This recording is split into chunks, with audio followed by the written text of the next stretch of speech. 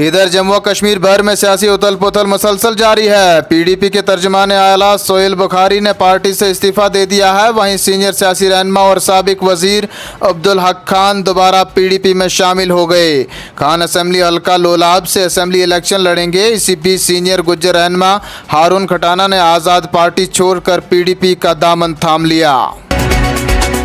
वहीं जम्मू और कश्मीर प्रदेश कांग्रेस कमेटी के सदर तारिक हमीद कर्रा का कहना है, कांग्रेस हर उस पार्टी के साथ हाथ मिलाने के लिए तैयार है जो बीजेपी की पॉलिसियों के खिलाफ है। ऐसी जमातों के साथ बातचीत करने के लिए हमारे दरवाजे हमेशा खुले हैं। राहुल गांधी जम्मू और कश्मीर में प्री पोल अलायंस पर हतमी फैसला लेंगे। वो कल से दौरे पर आ रहे हैं। इसी बीच कांग्रेस सदर और राहुल गांधी 2 रोजा दौरे पर कल जम्मू कश्मीर पहुंचेंगे। असेंबली इंतखाबात से कबल नेशनल कॉन्फ्रेंस के साथ प्री पोल अलायंस पर तबादला ख्याल किया जाएगा। इंतखाबात की तैयारी के सिलसिले में पार्टी के कारकुनों के साथ जम्मू और श्रीनगर में अहम मीटिंग करेंगे। सीट शेयरिंग और नामजदगियों पर भी गुफ्तगू की जाएगी।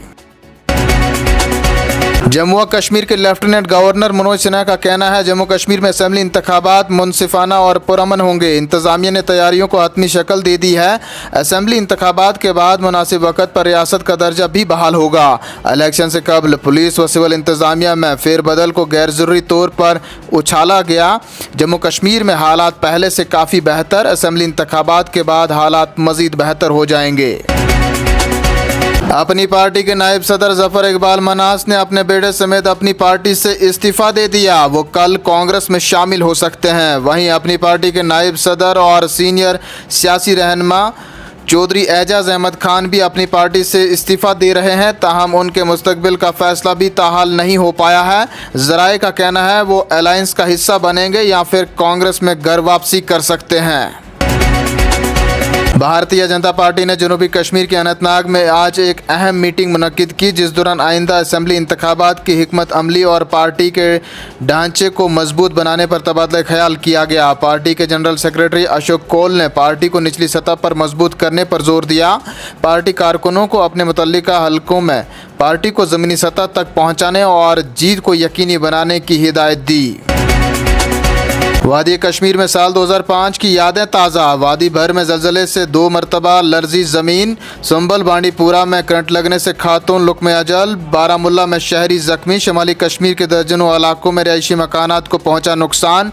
लोगों में खौफ व हरास। रेक्टर स्केल पर पहले जलजले की शिद्दत 4.9 जबकि दूसरे जलजले की शिद्दत 4.8 दर्ज की गई।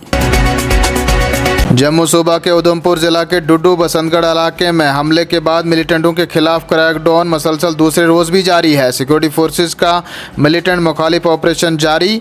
आला तरबियत याफ्ता मिलिटेंटों का सुराग लगाने और उन्हें ढूंढ निकालने के लिए मसलसल कोशिशां।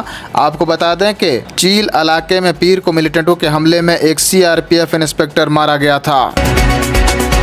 चलते चलते जानिए मौसम का हाल। जम्मू और कश्मीर में खुशगवार मौसम के बीच महकमा मौसमियात ने 30 अगस्त से दिन के दर्ज हरारत में एक बार फिर इजाफे की पेशगोई की है।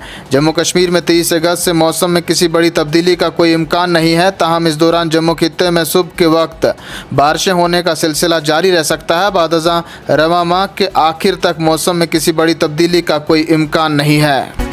इन्हीं खबरों के साथ नाजरीन दीजिए इजाजत। जल्द हाजिर होंगे कुछ और खबरों के साथ। तब तक के लिए आप बने रहें कश्मीर उज़्मा के साथ, क्योंकि यहाँ खबरों का सिलसिला कभी नहीं थमता।